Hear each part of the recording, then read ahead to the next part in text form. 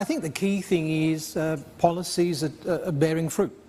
We've seen NETA, the Industrial Master Plan, you touched on FDI, JP, and you've got that granularity. And the market's responded well to the subsidy rationalisation around diesel. So what we see is a government that is stable, making the right decisions, and more importantly, we see a great deal of liquidity in the market. And what drives that liquidity? Clearly, there has been some onshoring of domestic funds, but more importantly, there's a call to action. I would like to say Malaysia's on risk, if you would.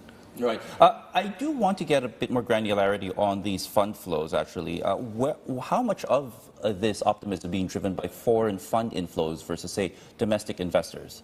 Approximately about 3.3 billion ringgit is, so I'll talk in terms of ringgit today rather than USD, is actually from foreign direct investment or foreign funds flow into the equities market. They have been predominantly supporting banking sector, and that reflects the expectation of profitability and the strong GDP results that we saw for the second quarter for Malaysia. Right.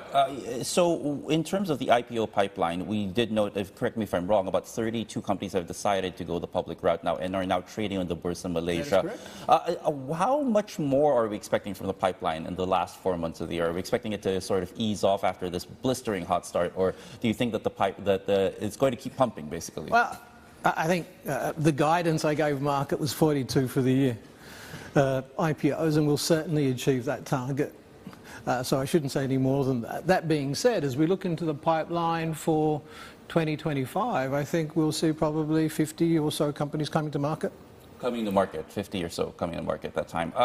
Let's talk about one thing we've noticed with regards to the IPO landscape in Southeast Asia. We've seen a number of companies coming into the market, but again, the size of the IPOs have been a little smaller than we've seen in the last couple of years. And to be fair, also, the Bursa Malaysia's outperformance happened despite the fact that we've seen a lot of this market uncertainty cloud investor confidence and investor sentiment. What do you think? What do you think can be done, or what do you think might help at least unlock some more of this, if we're already operating a bit with perhaps one hand or three fingers tied behind our back?